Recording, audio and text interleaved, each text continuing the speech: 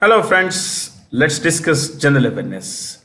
And as you would understand, that sometime last week we didn't have any session, and the couple of sessions that we usually have, but we have brought in an exclusive one session clubbing the best of current affairs that happened in the period mentioned on the slide here. Okay, so you're not going to miss anything important, my friends. We'll have it covered for you. Here's the question. The first question is about which country won a bid to host the 2029 Asian Winter Games at Trojena, a planned mountain resort. Now, there is no such place actually. They're going to build it. Okay, they're going to build it. This is in Saudi Arabia. This is going to be in Saudi Arabia, in the northwest corner of Saudi Arabia on the Red Sea. This will be a part of a place called Neom City. Neom City. Now, Neom City itself has not been built. It's a futuristic city with flying cars, with a 170-kilometer stretch of continuous territory. I would suggest you Google Neom City and you would get some weird pictures. In the Saudi Arabian desert, the crown prince and the prime minister of Saudi Arabia, Mohammed bin Salman, wants to create the world's best futuristic city. Now, this may seem like a fantasy today, but you never know how things may turn out in the future. So he said that we plan to build a mountain resort. Yes, a hot Saudi Arabian place, environment. They want to build a mountain resort that would have the right kind of equipment, the right kind of environment, the right kind of climate for conducting winter sports. Yes, you heard it right. Yeah. So Trojena is a part of the Neom city in Saudi Arabia. See, the last time the Winter Olympics were held was in, I think, 2017. 2017. And you could write this, 2017 was the last time they were held. And this was in Sapporo in Japan. Sapporo Obihiro. That's a place. Sapporo Obihiro in Japan. So after that, we have not had Winter Olympics, Asian Winter Games. And to boot, between today and 2029, there won't be Asian Winter Games. Yes.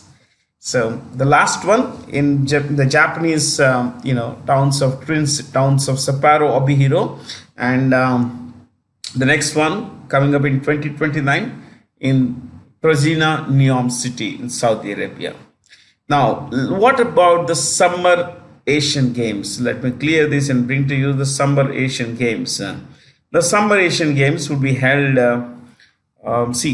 If we go back the previous one. 2018, I'll write it here. You write in straight order. Jakarta, this is the capital of Indonesia. Palembang. Jakarta, Palembang in 2018. This is 2018. If you look at 2022, this was to be held this year in Guangzhou, which is in China. But because of the COVID policies there, the government says we will not hold these games before summer next year. No, this is just a prediction. Things may go worse. They may scrap the games altogether if they don't happen next year. And 2026 will be in Aichi, Nagoya, Japan. So Asian Summer Games or Summer Asian Games, you could call both are fine. Summer Asian Games, 2018 Jakarta, Palembang, 2022 Hangzhou, China, 2026 Aichi, Nagoya, Japan, 2030 Qatar, Doha, Qatar. Okay. Then in Saudi Arabia, the same place, in fact, in the same country of Saudi Arabia, in a place, the capital city called Riyadh. What is it? Riyadh, which is the capital of the Kingdom of Saudi Arabia. So we got Asian Games covered, completely covered. Okay, let's go to the next one. Which country did 133 people die in a stampede?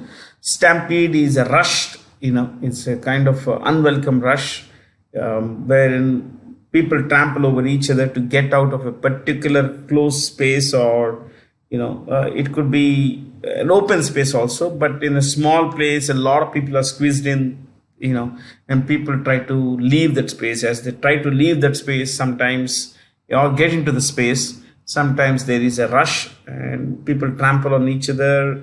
And when people fall, especially when they fall, there is there is lack of oxygen. People find it difficult to breathe and they die from asphyxiation. That is lack of breath, basically lack of oxygen. And unfortunately, in Indonesia, there was this club football match between two local clubs, and there was a Baghdad. In Hindi, stampede is Baghdad. Yeah, there was a stampede, and people died, 133 people, and lots of people injured. Now, where was this? They could ask you this in the exam. Exactly where in Indonesia did this happen? Okay, so you could write stampede in Malang city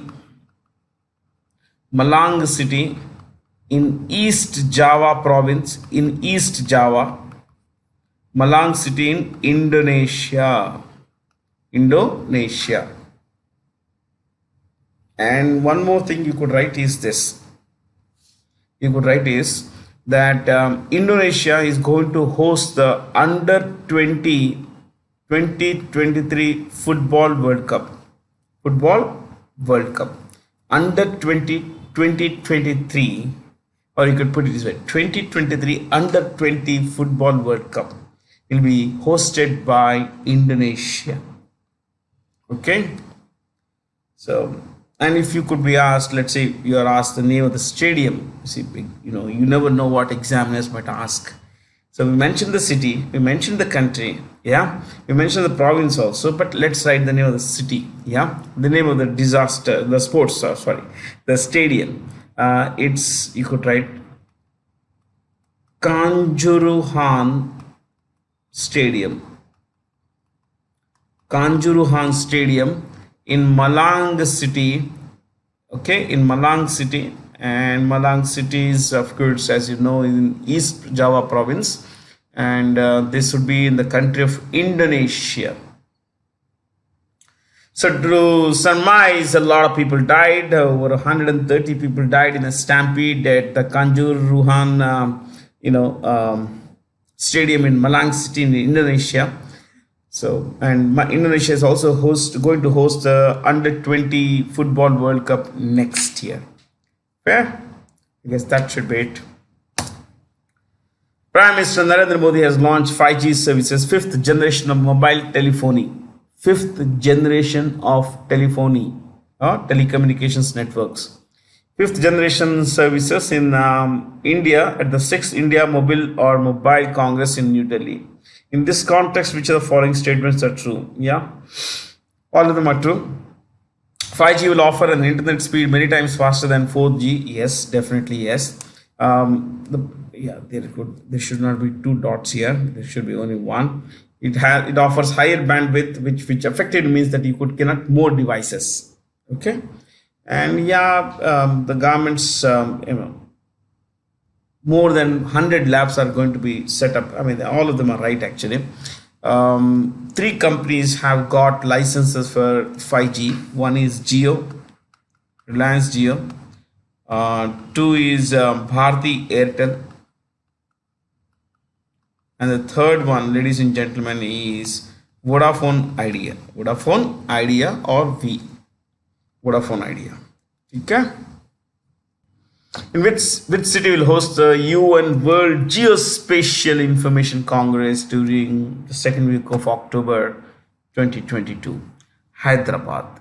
Now, I want you to write the theme of this conference. They might ask you this question. So, write theme of the United Nations World Geospatial Information Congress. Theme is Geo-enabling the global village. Geo enabling the global village,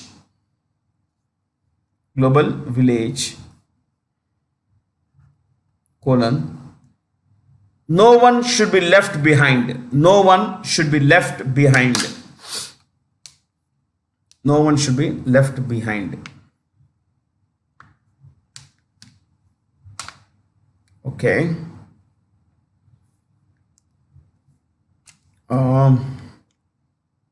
You could write the name of maybe 2 3 places here. We could write the names of organizations, some organization. Hyderabad is also home to the Indian Institute of Chemical Technology. Indian Institute of Chemical Technology. Chennai Central Leather Research Institute. Central Leather Research Institute. Kolkata Botanical Survey of India. Botanical Survey of India.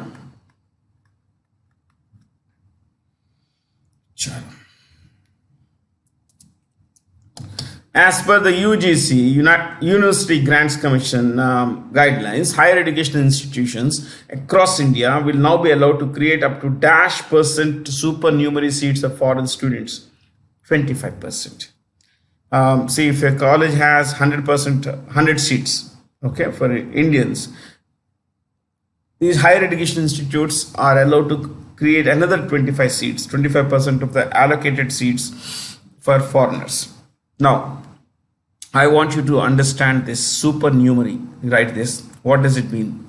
Supernumerary dash over and above the sanctioned strength, sanctioned enrollment. That's better. Sanctioned enrollment.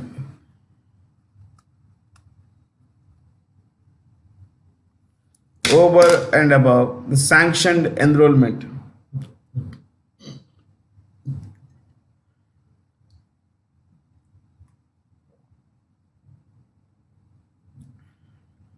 Yeah.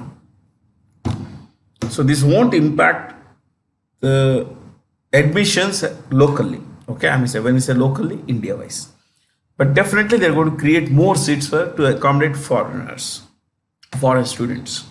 So who is the chairman of the UGC? Jagdish Kumar. Jagdish Kumar. You could write this. Jagdish Kumar. Okay. Jagdish Kumar. Tulsi Tanti died recently. Identify the correct statements about him. All of them are right. Suzlon at one point, my friends, was one of the world's most advanced wind turbine companies. It still is known to be a pioneer in wind energy. Yeah, but unfortunately, the company had accumulated a lot of debt, udhar, loans, and it's found going very tough, especially because the government has changed some policy, and renewable energies policy has changed, and because of this, Suzlon has found the business environment quite tough for it. They accumulated lots of debts. The share price is not, the company is not doing well in the stock market. This guy died of a heart attack recently. Yeah. Chalo. You know what? Tulsi Tanti was a small time business. He used to run a small business in Rajkot, if I'm not wrong, Gujarat. But there was this erratic power supply. Power would come and go off, and this would impact production, schedules, everything else. Essentially, it would impact the person's business. So he bought a couple of wind turbines. He bought wind turbines and used them to generate uninterrupted power supply to his industrial unit. And slowly he realized that this was profitable. If I could do it at my level. Think of it being done at a national scale. That's how he started his business. This is a very capital intensive business. The returns don't come easy. They don't come fast. But one has to put in a lot of money to begin with. Yeah. In which which of the following categories has Svante Pabo won the Nobel Prize for 2022? Physiology and medicine. So I'm going to discuss Nobel Prizes now. Okay. At times I may not tell you for what they have won, for what particular contribution they have won, but it would help to know just the category and the names. Yeah. So we could start with physiology and medicine. You could write like the main title should be 2022 Nobel Prizes. Nobel Prizes. Okay. Physiology / medicine dash. You could write this guy's name. Svante Pabo. In brackets, the country he belongs to, Sweden. Sometimes they give you this kind, they ask you these kinds of questions. To which country does the person belong, the winner belong? So Sweden in this case. Pabo is from Sweden. Okay. For what and all that, you don't really have to struggle now. In his case, it was for his discoveries of the genomes of certain hominins, ancestors and all that, extinct as well as the current ones. Yeah.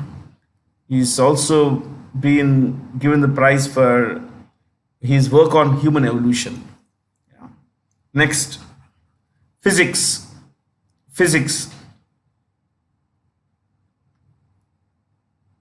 Okay, right. Physics. First one is alien aspect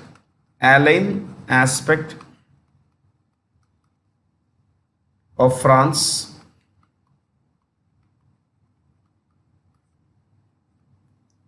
2. John Clauser,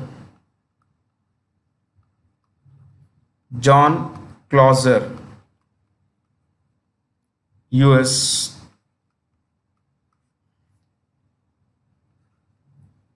3. Anton Zellweger. I have always found these spellings to be slightly tough to remember.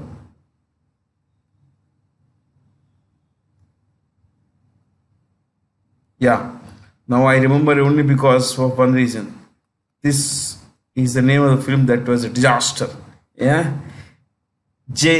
Anton J. Liger of Austria. Okay? So 3 guys for their work on quantum dynamics, quantum physics. Don't write. Most of the stuff we don't understand, my friends. Okay? But anyway, for their work on physics, quantum evolution or quantum physics. This is for physics. Now let's write chemistry. Yeah, chemistry. Right, 1. Caroline Bertozzi.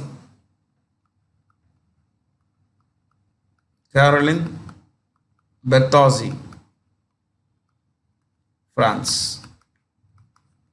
No. Born in France, US please, right? US. So you could write this US.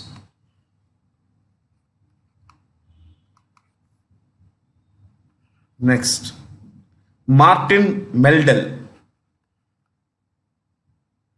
No, they call him Morton Meldal. Yeah. First timers like us, they are always difficult to pronounce. Denmark. This scientist is from, chemist is from Denmark. Third one, the most interesting name, I'll write it here. Barry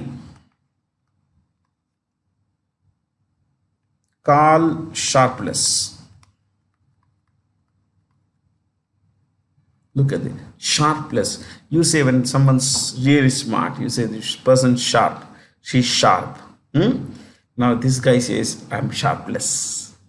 Yeah, sharpless. Now I want you to know something very, very interesting here. This is a second Nobel Prize for Barry. Yes, you could be asked this question. Barry was the recipient of the 2011 Chemistry Nobel Prize. Nobel Prize Chemistry. So he's got the Nobel Prize twice. He's the only living person to have won two Nobel Prizes. Only living Nobel laureate, two-time Nobel laureate. I'm talking of living, Otherwise, there is John Bardeen, Paul Lining. Then there is this Marie Curie. So 2011 and 2022 for chemistry. Okay, but the name is amazing, nah?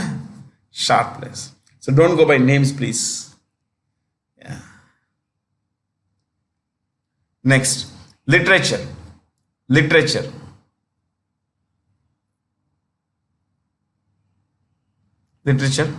Annie.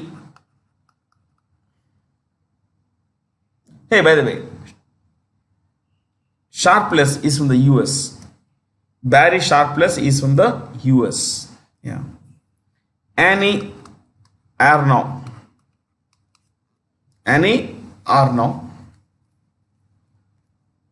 France. She's from France. And you could write the names of three of her books. They might ask you this question. Right. A Woman's Story. A Woman's Story.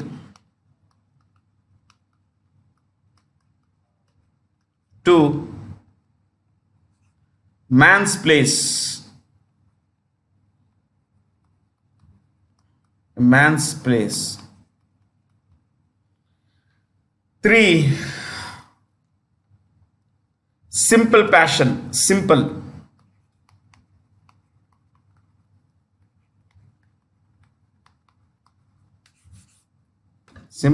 Passion. See, I read extensively. I read a lot. But I have never ever heard of her.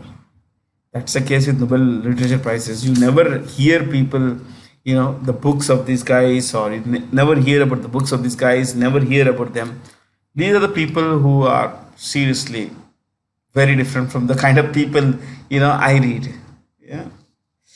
Next, Peace. P-E-A-C-E, peace.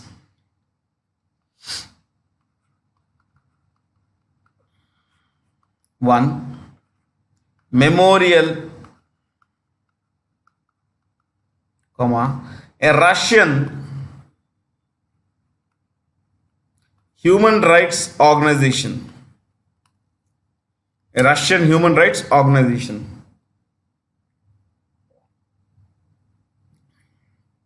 Number two, there was this Ukrainian Center for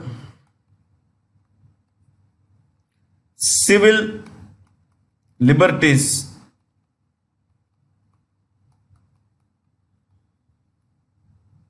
Center for Civil Liberties. Ukraine. Okay. So this is Russia. This is Ukraine. Third one. What's her name here?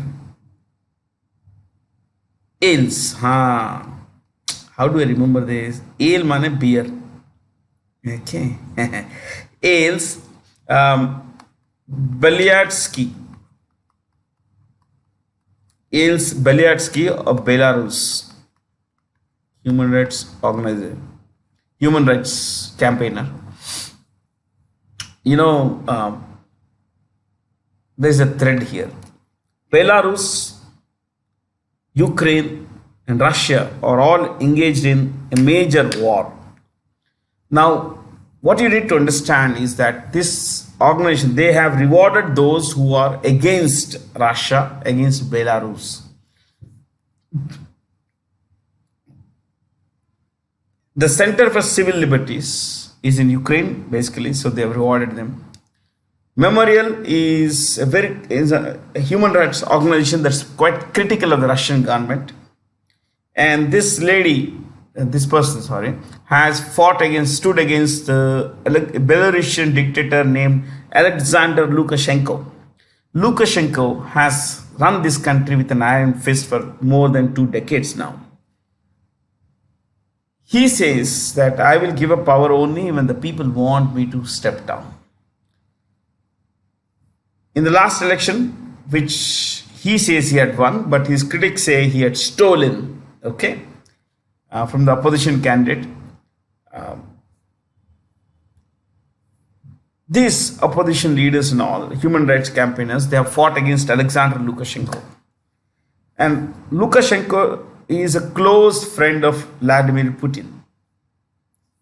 So you will see the entire circle. Anti-Ukrainian forces have been rewarded. Okay? Yeah. Anti-Ukrainian, anti-Russian forces have been rewarded. Sorry. Anti-Russian forces have been rewarded, but those who favor one favors Ukrainian civil human rights and all. The other favors human rights in Russia. But you need to understand that these are all political organizations. On paper, they are human rights, organizations, but generally they are all what we say. They are all leftist, socialist, and typically they are anti-right. And so today, if you look at Russia, Vladimir Putin is considered right-winger. If you look at Belarus's leader, Alexander Lukashenko, he's considered pro-right and, wide right-wing. The right-wingers are nationalists. Typically, they are pro-business. Okay? So, and they generally focus on one particular community. That's the idea. But it's not always true, of course. There's one more, now. Economics, right? Economics, Nobel Prize. Economics. The official name of the Economics Nobel Prize is Sveriges Riksbank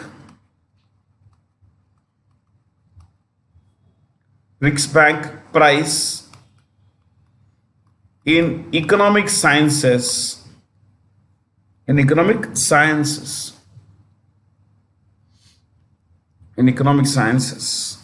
Okay?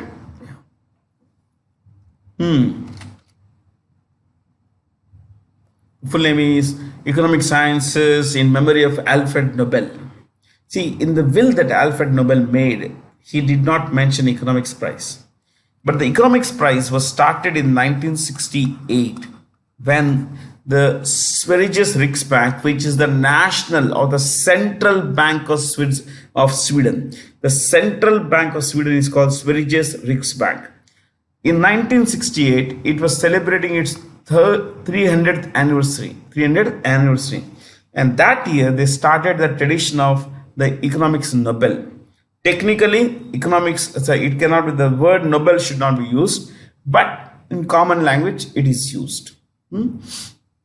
Because this is only a prize in memory of someone, memory of Alfred Nobel. But otherwise, the official name is Sveriges Riksbank Prize. Okay, so who are the winners? Who are the winners? One, Ben Bernanke. He is ex-chairperson of the US Central Bank, what they call the Federal Reserve. To Philip Dybvig.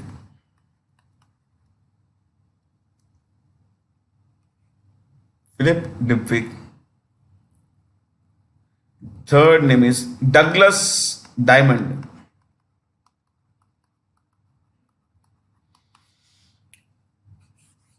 All US.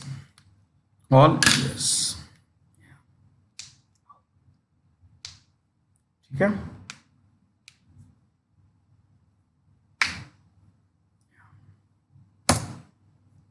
As per the annual Trade and Development Report of the UNCTAD, which is the United Nations Conference on Trade and Development, the Indian economy's growth will drop to 5.7%, and in The next year, it would be about 4.7%. Now, 5.7% is the lowest estimate you would find, because the RBI says it's likely to be around 7% or somewhere around 6.5 to 7%. The IMF has said that it's going to be around 6.8%. I'm sorry, my eyes are burning. So you never know what will the final percentage growth rate, because these final numbers won't come till about 2025. The numbers for 2023 will come only in 2025, the final numbers. Okay, there will always be numbers quoted with the government or provisional numbers, interim numbers, but final numbers come about 18 to 24 months later.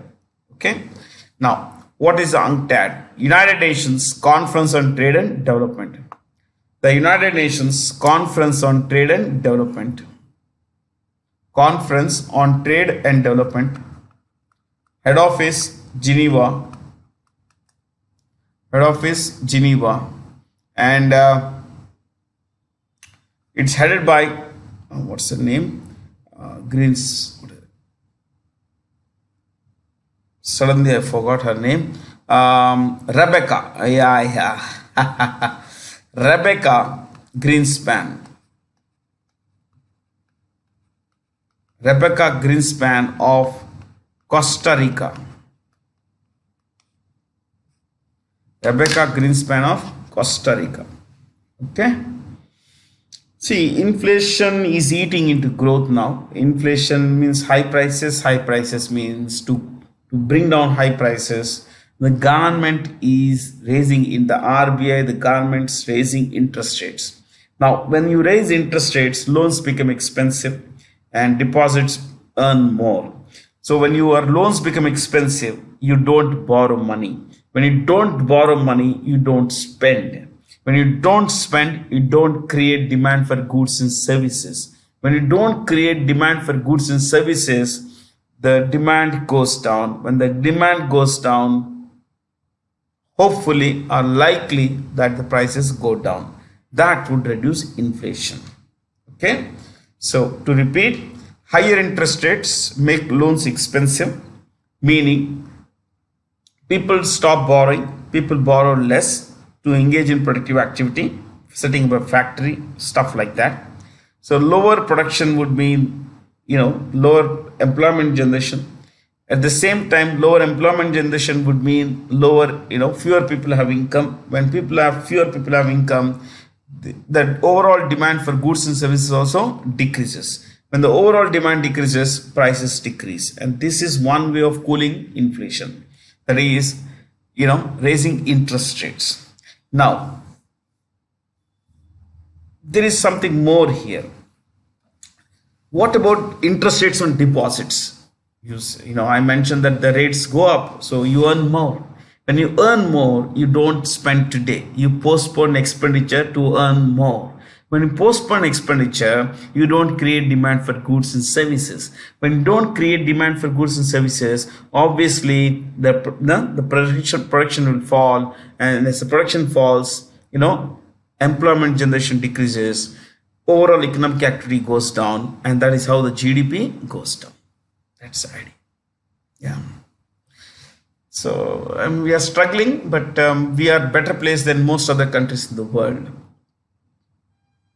Okay. Yeah. Sergio Perez won the 2022 Singapore Grand Prix in extremely tricky conditions at the Marina Bay Street circuit. Anyway, Perez drives for Red Bull Racing. He used to drive for Force India. At the time, it was owned by Kingfisher and then Subrata Roy. But both, in fact, Subrata Roy and then Kingfisher, both went bankrupt. Yeah. And today, this guy drives for Red Bull. He belongs to Mexico. Do you know? This Red Bull is a company from Thailand.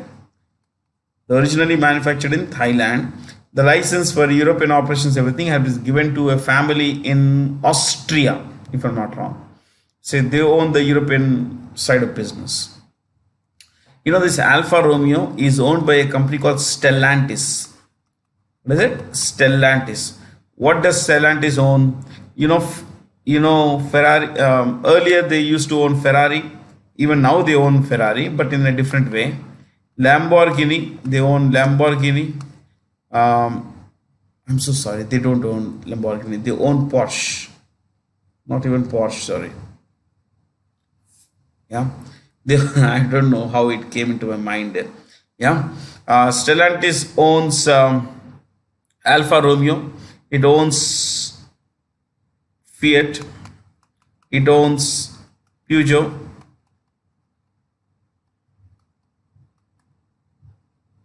It owns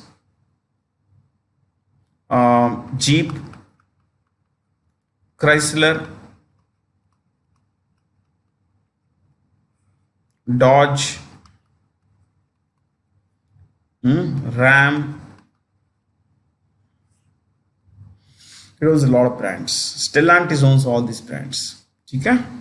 Ferrari is more or less owned by Stellantis.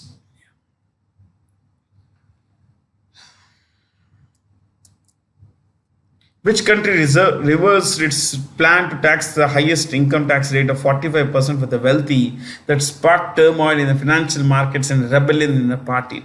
Maybe I'll tell you a bit of the story of Britain, what's happened in Britain sometime in the next class or the class after that.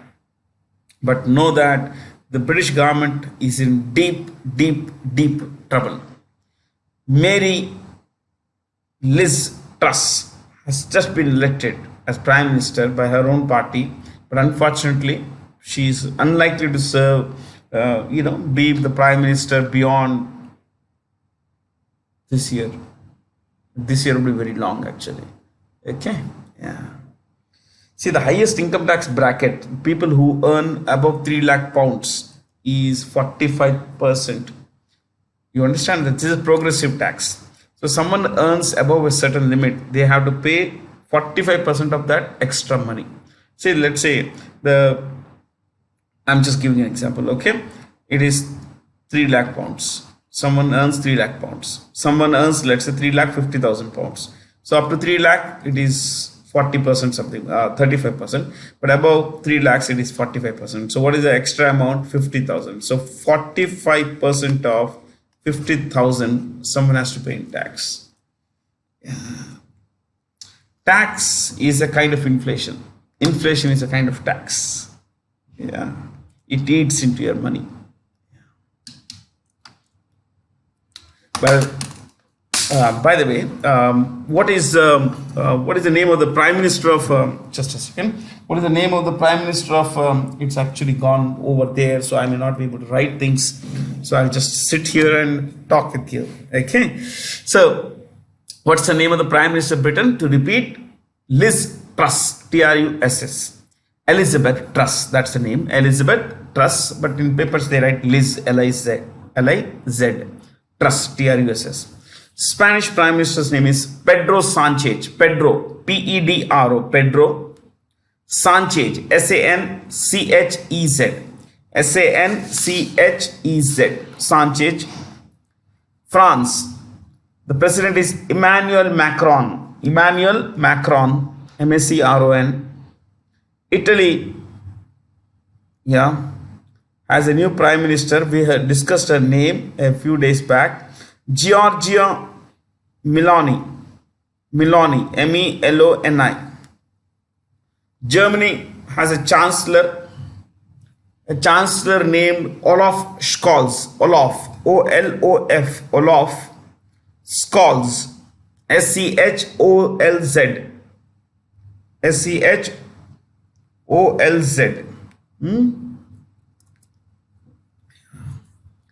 Name the latest prototype of humanoid robot that was launched by Tesla. Optimus. See, look at that. It hasn't done great functions when it was introduced at the recent scientific, fest, except for some basic functions like waving hands and moving around. It didn't do much of things. So while it has been launched by Tesla, it sank a lot of hearts. Many people were excited that yes, given that Elon Musk has a fascination for creating something, weird, path-breaking, this was a major disappointment. I saw the video, nothing much, because we already have certain robots like this. Yeah. Tesla is headquartered in a place called Austin, Texas. The town of Austin, Austin, Austin, Austin, comma, Texas, Texas, Austin, Texas. CEO is Elon, Elon, Elon Musk, Musk, Musk. See this Optimus, if you watch the Transformer movie series, there is a robot like this, isn't it? Optimus Prime, that is called Optimus Prime. This is Optimus, that's Optimus Prime, Prime. It's fun, those movies are fun, except for the lousy acting by Megan Fox. Yeah, otherwise the movies are fun. Yeah. Name the light combat helicopter LCH that was indigenously, natively developed by Hindustan Aeronautics Limited and recently inducted into the Indian Air Force. You see that it has a glass cockpit, yeah, and you could write a bit about this. You write this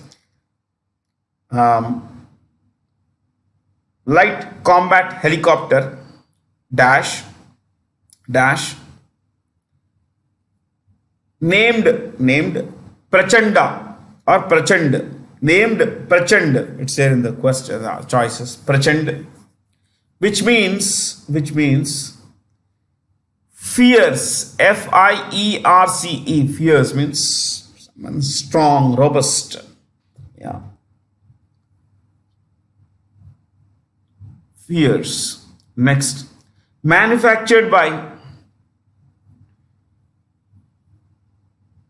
Hindustan Aeronautics Limited. Next,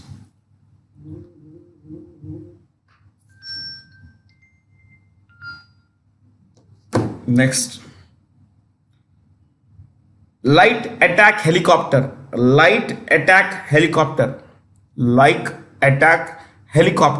So instead of repeatedly writing helicopter, you can say hello, HELO. It's typically called hello. Light attack helicopter. Next, highest flight ceiling, ceiling, ceiling among global attack helicopters.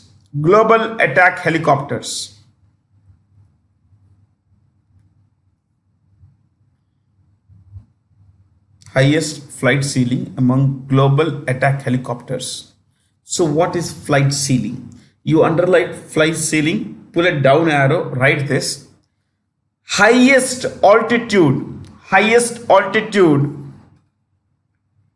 an aircraft can reach.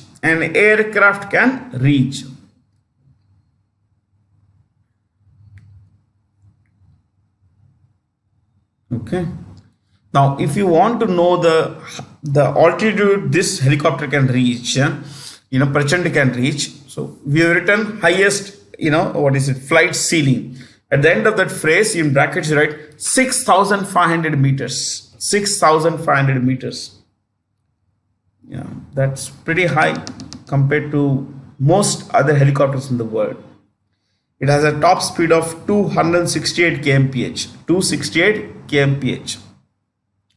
And it is believed that this particular helicopter is different from most helicopters in the world because it has a glass cockpit, and the bottom of it is crash proof. What is it? Crash proof, this one.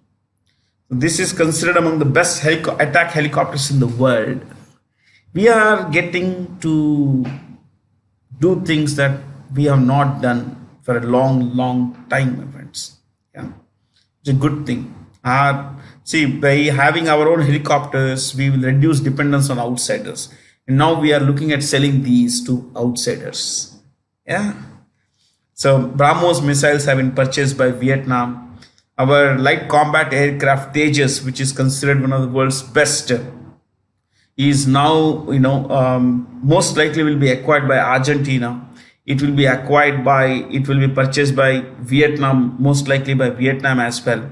And Malaysia has shown interest in Tejas, so much so that HAL, its maker, is opening an office in Malaysia. Yes. Yeah. So things changing, my friends. It's a good thing. We reduce dependence on outsiders and improve our own manufacturing. And that way we can build our own defense industry and sell stuff outside, earn money. Yeah. And in the process, get allies. Yeah. Who is the new Director General of the Indo-Tibetan Border Police, ITBP, that guards the 3,488-kilometer long line of actual control with China? Anish Dayal Singh. Okay, so what are the choices here? Shilvardhan Singh, you could write this, Director General of Central Industrial Security Force. Central Industrial Security Force. Central Industrial Security Force. Next, Virender Singh Patania, choice 2, is Director General of Indian Coast Guard, ICG. Indian Coast Guard. Coast Guard. Next, look at 4. Sujoy Lal Tao Sen is the Director General of the CRPF, Central Reserve Police Force. Central Reserve Police Force. Central Reserve Police Force.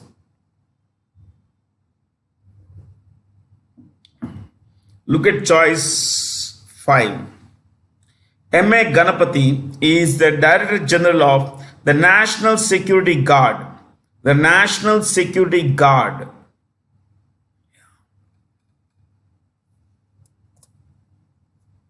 The Pullampara village Panchayat recently achieved the distinction of becoming the first digitally literate Panchayat in the country. This Panchayat is in Kerala. It's near Trivandrum. So what is digital literacy? What has this particular village achieved? You could write this. Pullampara village, the Malayali friends here watching this video, forgive me if I got the pronunciation incorrect. Pullampara, I think that's how they pronounce. R becomes R. Pullampara village undertook Digi Pullampara, Digi Pullampara campaign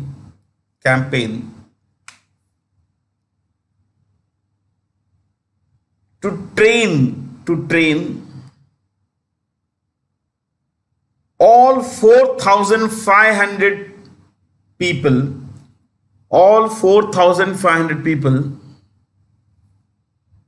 in 14 to 60 age group, 14 to 65 age group, 14 to 65 age group, to train all 4,500 people in 14 to 65 years age group to become digitally literate is fine, or to acquire digital literacy. That's also true.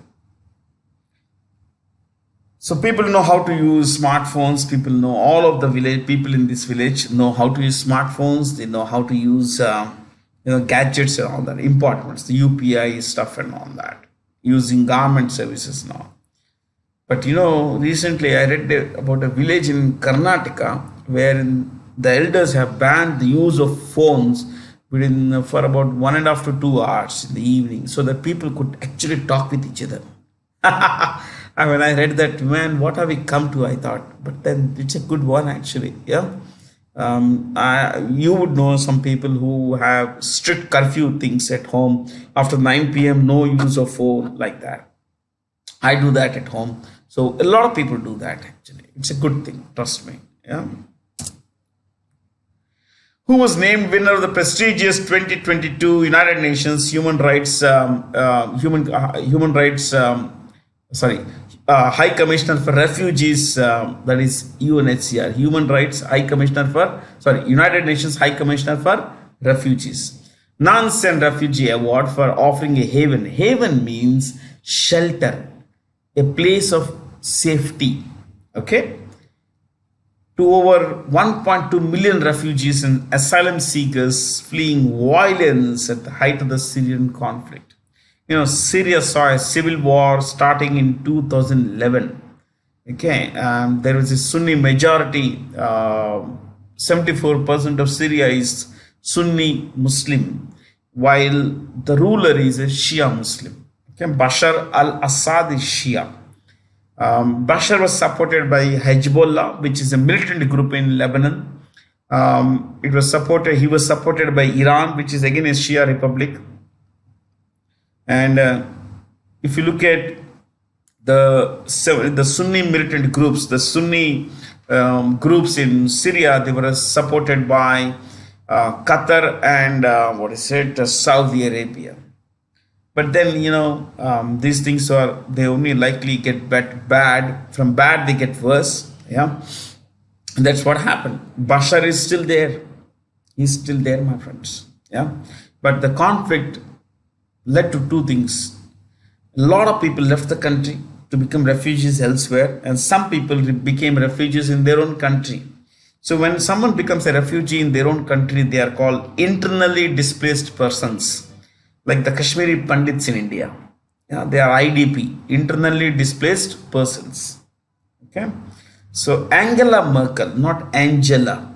Angela, it's Angela. What is it? Not Angela. It's Angela.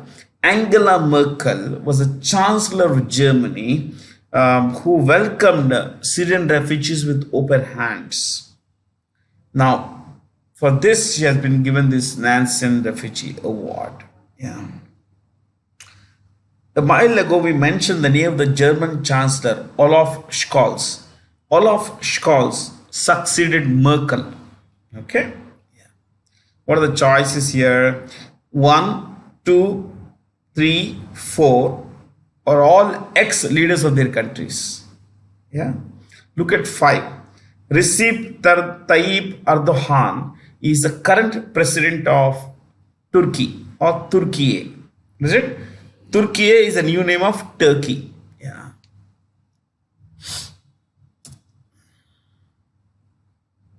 Whom of the following persons have been voted the International Hockey Federation men's and women's goalkeepers of the year 2022?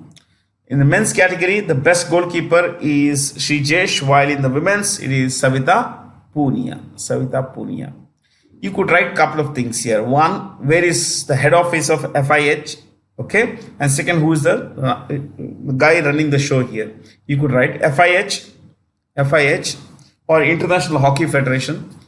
That's how, this particular thing you see, Federation Internationale de Hockey is the French name, but in English we say International Hockey Federation. Okay, International Hockey Federation, men's and women's. So where is this International Hockey Federation? Head office is in Lausanne, LAU. I repeat, LAUSANNE.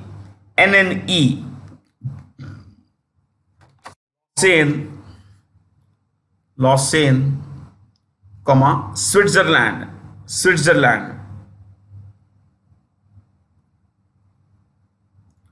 Next, acting president. They don't have a full-time president now. Acting president. Dash. Saif Ahmed. SEIF.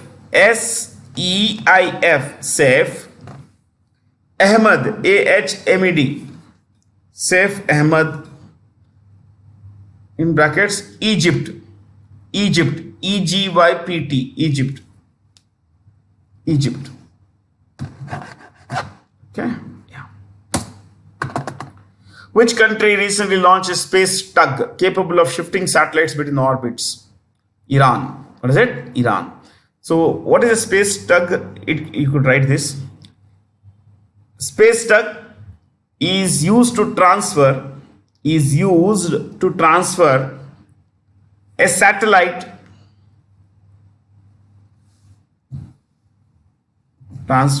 or move a satellite from one orbit from one orbit to another. And what is the name of the Iranian name of this space tug? You could write this. Iranian space tug dash. It's called Saman. SAMAN. SAMAN. SAMAN.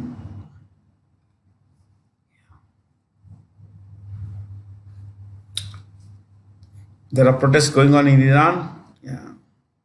Who is the president of Iran?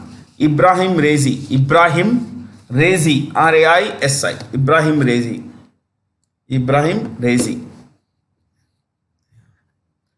Qatar's king is Tamim Al Hamad. Tamim. TAMIM. Tamim.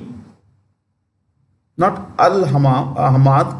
Bin Hamad. BIN. Hamad. HAMAD. Tamim bin Hamad Al Thani. AL dash Thani. THANI. Thani. Al Thani is a surname. Tamim is a first name. Bin means son of. So Hamad, son of Hamad. That is Tamim, son of Hamad, belonging to the dynasty of the Thani. Okay? Yeah. So Al Thani means the Thani. You want to know the name of the king of Saudi Kuwait? Right. Nawaf. NAWAF. Nawaf. Al-Zabar. Al-Zabar. JABBAR. Zabar. Al-Sabah. SABAH. Al-Sabah. Nawaf Al-Zabar Al-Sabah.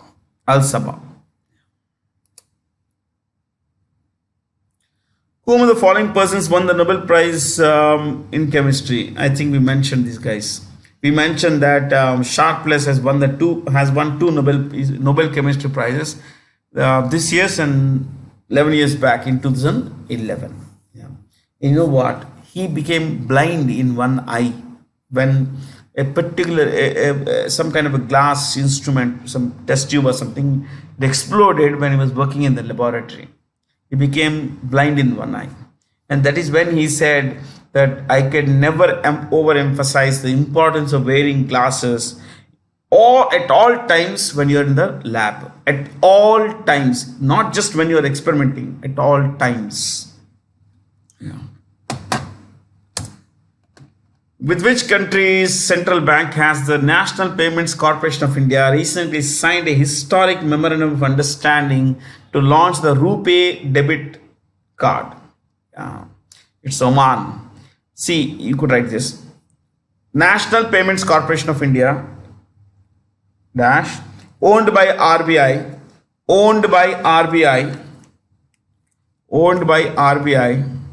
dash head office Mumbai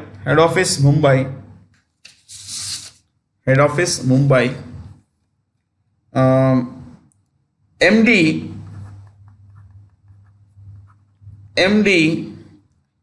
dash Dilip Asbe ASBE Dilip Asbe. Okay. Next, or you could write dash, continue there, dash creator of UPI in brackets Unified payments interface. Unified payments interface. Unified payments interface and RuPay debit card. RuPay debit card. I am also writing, yeah, so that I'm a little familiar. Yeah. Next. Oman is the seventh country. Next one, right? Oman is the seventh country to adopt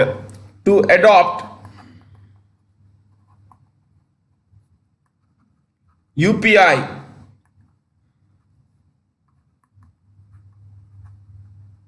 and RuPay debit card.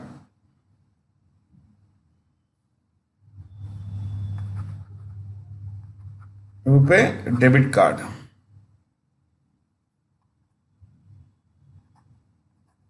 Next. You may wonder what are the 7 countries, nah? Right. The other 6 countries are, you could write this. The other 6 countries are, I have written here. The other 6 countries are Nepal, Bhutan. So among India's neighbors, Nepal and Bhutan, both are on the shoulders of India. Okay. Next. UAE, United Arab Emirates.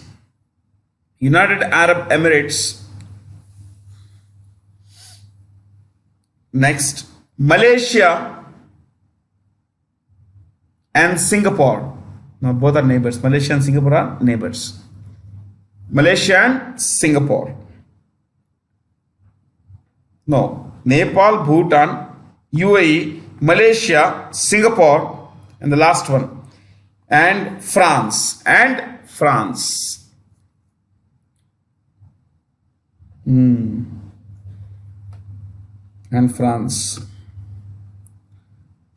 Some of the world's most advanced countries are adopting India's technology.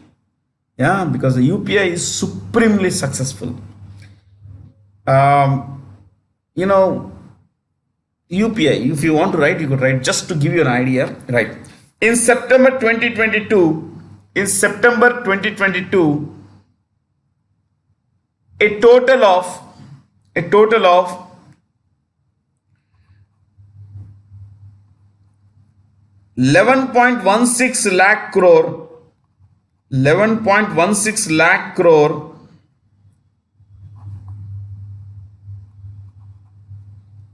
worth of transactions. 11.16 lakh crore worth of transactions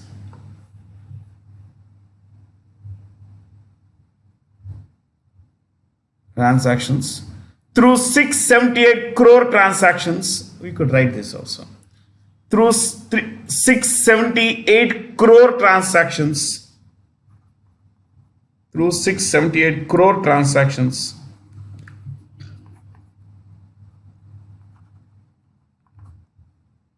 Took place. Think about it. 678 crore transactions happened. I use UPI, you use UPI, yeah, we all use UPI. 678 crore in 1 month. Think about it. Then look at the number of transactions that happen, and it almost never fails. Yeah. The intermediary systems may be wrong, like a bank or a GPay or a PhonePe systems may be wrong, but the UPI always goes smooth. How much money was transferred through the 678 crore transactions? 11,16,000 crore rupees were transferred. Money went this side to that side. 11,16,000 crore, and this UPI started just a few years back. Okay, no one thought about it. Now, when the Digital India movement was launched, even before that, this demonetization happened, everything, people were like, poor people don't know how to use digital mediums, and the people were, these politicians, the opposition. I'm not defending the prime minister here, okay? I'm just talking about how people were skeptical of Indians taking to technology, advanced technology. Look at this today, the chai wala, the sabji wala, the vegetable seller, the tea seller, everyone, every kind of, trader has this kind of QR code, quick reaction code, which enables us to use UPI. Yeah, I mean, it's done a world of good to people. It has made my life easy because I normally don't carry cash. Yeah, except for 100 rupees, which is for emergency purposes, I don't carry cash, which most people do these days.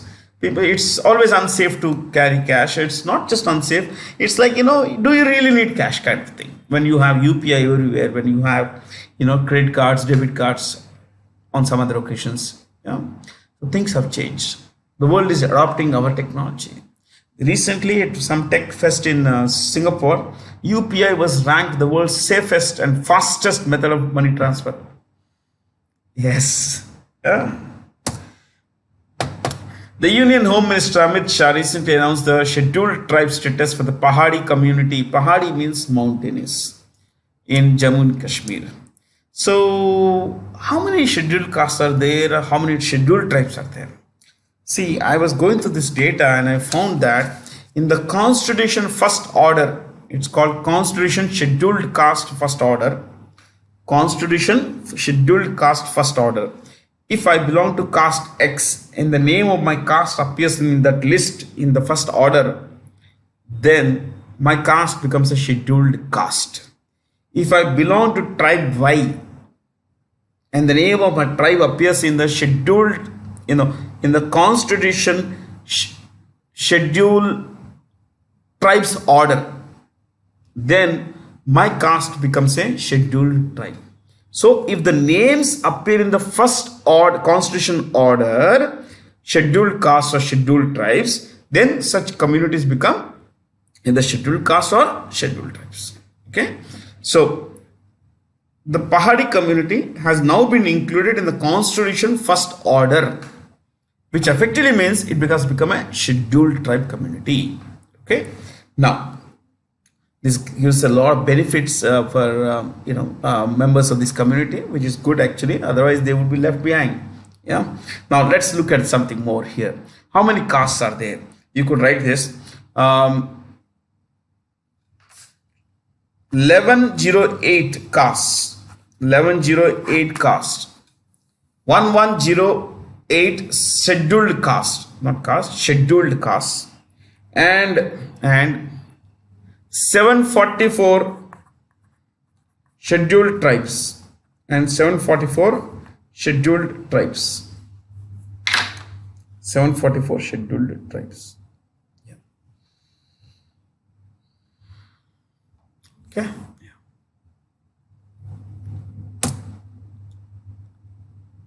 Sandeep Kumar Gupta is the new chairman and managing director of Gas Authority of India Limited. He succeeded Manoj Jain. Manoj Jain. ONGC, India's largest oil refiner, is headed by Subhash Kumar. Subhash Kumar, I am putting it here. Subhash Kumar. Bharat Heavy Electricals Limited is headed by, who is the chairperson? Nalin Shinghal. Nalin Shinghal. Shinghal. Nalin Shinghal. Next, Indian Oil Corporation Limited, IOCL, Indian Oil Corporation Limited, is headed by Shrikant Madhav Vaidya, Vaidya, Vaidya. Last one, NTPC, National Thermal Power Corporation. National Thermal Power Corporation is headed by, what's his name? Gurdeep Singh. Gurdeep Singh. Yeah, Gurdeep Singh. More than 5,000 lakh metric tons of sugarcane was produced in India in the last season. Find the correct statements about India's sugar production. India was the world's largest sugarcane producer. I see, I'm doubtful about this because till 2020, Brazil's production was twice India's production. So I'm not very sure. I'll come back to this a little later with you. Okay. To you, I'll come back with better data because from what I know, in 2020, Brazil produced 40% of the world's sugarcane. India produced 20%. So in 1 year, going past 20% is a very, very big number. Chalo, this data is already there. We'll not discuss. It says all of these are right. Whom the following is or the authors of Against All Odds, the Indian Information Technology Story or the Information Technology Story of India, Story of India. It is all of them, of course. But do you know who is one? The other two, Krishnan Narayanan and Daya Sindhu N. They belong to an organization that collates business, digital history and all. But Chris Gopalakrishnan, who is he? You could write this. His name is not Chris. His name is Gopalakrishnan Senapati. Okay, Senapati Gopalakrishnan. Chris is the short form of Gopalakrishnan. So he is one of the co-founders of Infosys. Infosys was started in 1981 by 7 persons. 7 persons. If you want to know, I'll give you the name. Even if you don't want to know, ignore, but I would suggest you write. 1. N.R. Narayana Murthy. N.R. Narayana Murthy. N.R. Narayana Murthy. Okay. N.R. Narayana Murthy is Nagavara Ramarao Narayana Murthy. Don't write. N.R. Narayana Murthy. Number 2. Nandan Nilekani. Nandan. N-A-N-D-N. Nandan Nilekani. Nilekani. Nilekani. 3. Senapati Gopalakrishnan. Senapati Gopalakrishnan. Okay, let's not use the full names of the surnames. Okay. S. Gopalakrishnan. 4. N.S. Raghavan. N.S. Raghavan. N.S. Raghavan. Next. S.D. Shibulal. S.D. S for Sikandrabad, D for Delhi. Okay. S.D. Shibulal. S-H-I-B-U-L-A-L. Shibulal. And no, there are 2 more now. N.R. Narayan Murthy, Nandan Nilekanik, Senapati Gopalakrishnan, N.S. Raghavan, S.D. Shibulal, and K. Dinesh, K. Dinesh, and Ashok Arora. So these are the guys who started Infosys, my friends. Okay. Regarding the ban on the Popular Front of India and its associates, who was appointed as the presiding officer of the Tribunal for Unlawful Activities Prevention Act, Dinesh Kumar Sharma, who is the head of, who is the judge in the Delhi High Court, Yeah. You look at choice 2, Rajesh Bindal. I think he heads, he is the Chief Justice of the Allahabad High Court. Yeah. Don't worry too much about this. You look at choices, Prashant Kumar Mishra, I think AP High Court. Yeah, AP High Court Chief Justice. At 34, Ibrahim Traore has become the world's youngest serving leader currently. He is the interim president of Burkina Faso. This is Burkina Faso. The capital is Ouagadougou. You can see here Ouagadougou.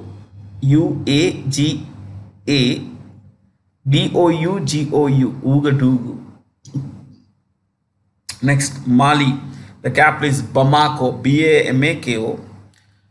Senegal. This is Senegal. Yeah, the capital is Dakar. Dakar. Dakar. Sudan. This is Sudan. Khartoum is the capital. Khartoum. Khartoum. Khartoum. In brackets. where the blue Nile, Nile, blue Nile meets the white Nile, Nile. Nile. See, these are the Niles. Yeah, this and this. Yeah. It's clearly mentioned here. This is a white Nile, this is a blue Nile. Yeah. Okay. Chad. This is Chad. This is a capital N apostrophe A D Zamina, Jamena, Jamina. You don't need to know the name of the presidents of these places. See, Sudan has an interim leader. Yeah, you don't need to know the guy's name. You don't need to look at Mali. Mali also has an interim leader because there was a military coup here. Yeah, I mean, Assimi Goita is the name of the guy in Mali. Al Fatah, Abdul Burhan Al Fatah is the leader of Sudan. Don't write. I'm telling you, it's not important. Okay. So, what else? That's about it, guys.